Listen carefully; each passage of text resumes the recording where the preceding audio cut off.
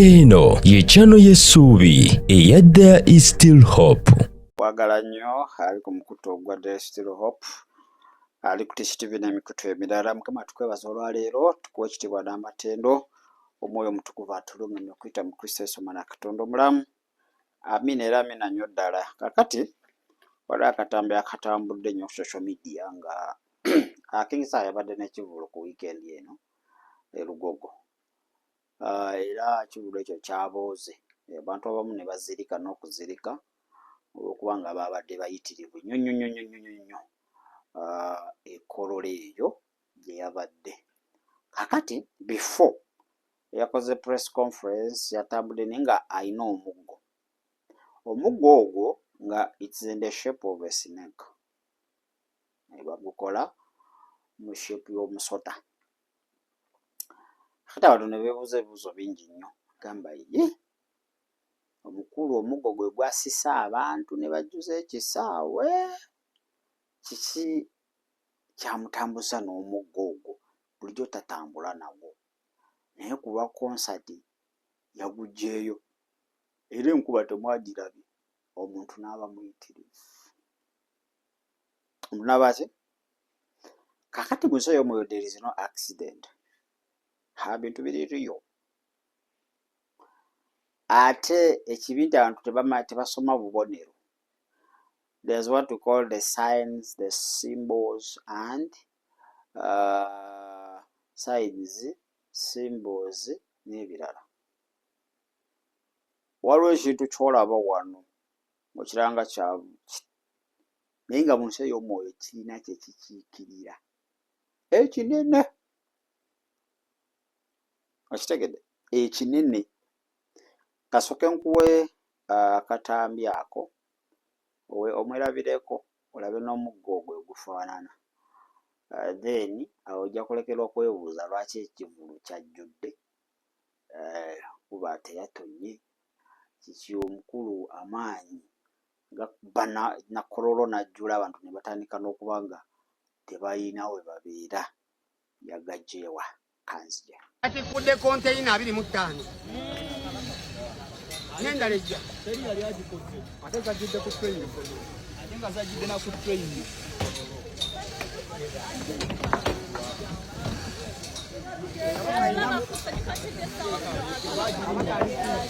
Kati dokumenti ng'ogambe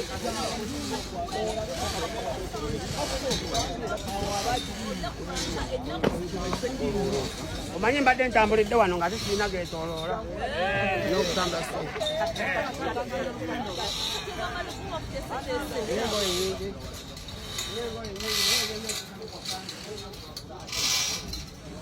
Mukulu omulabye n'omuggo ogwo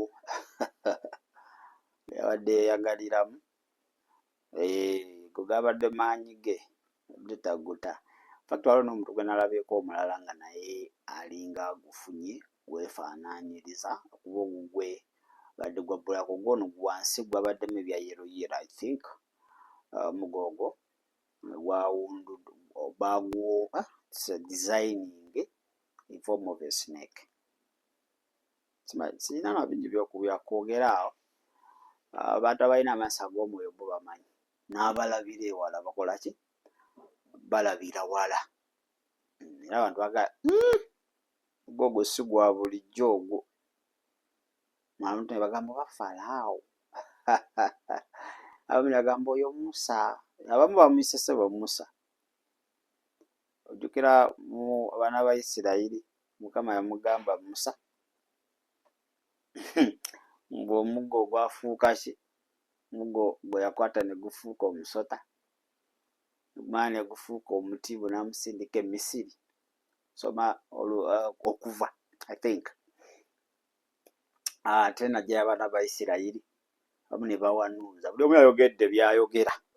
Ebyo omu yatapuse okusinziira ku engeri gy'abitegeeramu oba gy'abiraba. Naye ate gwe omwana wa Katonda endaba ye eba ndala mu bo n'abalala bye balaba.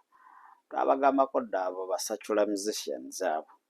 Abasinga bonna tebali bokka. Tebali bokka. Bana nsomesa ku bubonero. Vidiyo ezo ddayo ozirabe emabega. obubonero era nti oba ogenda kugulanga lugoye wegendereza kintu kyonna kyogenda oteeka ku mubiri kyotwala ewaka waliwo obubonero nga gwokalabanga aka bulijjo kitegedde gamba kano just kino kifaananyi just gwekirya kifaananyi naye nga that is a living something kitegedde kiringa mwabalina piki za looni mukimanyi bakuwa looni naye bateekamu GPRS etrackinga eraga piki yonna weekolaki kati marks ezo oba signs ezo oba symbols ezo zemutera okulaba ku ngoye n'ebirala zibanga ki GPRS z'omwoyo so the devil is able to allocate okumanya nti kakati wano wano tulinawo obutuuze wano baatukkiriza wano baatuyingiza wano baatusembeza wano baatukumira ekyoto that is what it means kikyo kitegeeza kyekitegeeza ekyo kaneffe tetubimanyi n'omuntu n'omulaba ng'akutte ekintu gwe tolowooza bulowooza nti alina kyakutte there is a communication olwo kyekitegeeza mu nsi ey'omwoyo gwe okukuŋŋaanya abantu abo bonna it's not easy si kya bulijjo era kati bakugamba bageraganya kubivula ebikyasinze mu ggwanga lino ekyo mwekiri ekyaleigi kiikyo mwekiri okitegeera so simanyi oba gwe bintu wabeera byotya naye nze kunze tekyaneewunyisiza there is no good news no breaking news okumulaba n'omuggo ogufaanaganako bwe gutyo towards the concert tekyabadde kipya this is a communication kibadde yitegekera kivulu nga walina okubaawo ekitali kya bulijjo ekikolebwa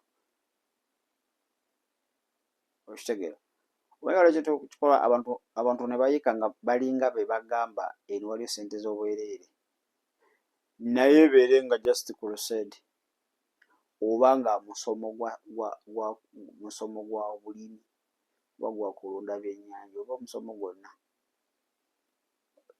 tekisoboka so kitegeeza nti waliwo ekisobola okuwalula omuntu nga abadde teyeeyagalidde nekimutwala awantu nga tayagadde nekimwambala bwambazi okakkana ng'ogenze kitegeeze omuntu n'agala n'essimu n'agala n'ebisumu ne babimubbaako naye akimanyi nti ayo abantu bangi naye is not even bothering whether I'm going to lose my asset my documents oba ki yetafaayo akitegeera so bayimbi b'ensi bo bagenda mpola bayimbi b'ensi bagenda empola gwategeera ebyuma bisobola obitegeera so kyo tekyabadde kyewuunyisa ddo kummwe abamu kyabeewuunyisizza nnyo ate omukulu omuggo yaguggyeewa gwabadde muggo gwa bulijjo okusinziira ku ndabayo n'amaaso ag'omubiri naye ate abalengerera ewala mu nsi etalabirwa n'amaaso ga mubiri wabaddewo that communication wabaddewo internal forces nga mulina okujja mwagala temwagala kiba twageza olaba nga ne mukaano gafaani Damasco akoze mistakes ate agamba abantu bagende mu kivulu kya saha mufo ky'obayita mu kiki abanajja mu kivulu kyange mwebale naye aba temunsobole kati obamu ogamba oti mugende mukya muganda wange King Saha ayimba bulungi okitegeera kati omuntu ali soba tasobola kukola statement yanlesinga era waliwo ekitali kya bulijjo ekitagatta kyamwambadde kubanga waliwo enkolagana tali ya bulijjo so kivula kyabadde eyo kyabaddemu abantu bayitirivu kyatrendize nnyo simanyi byabaddeyo bingi kuba saabaddeyo nnyo naye njagadde just kwogera ku muggo ogwo abamugamba ate kiki ekigenda mu maaso nga mwewuunya kiki ekipya awo.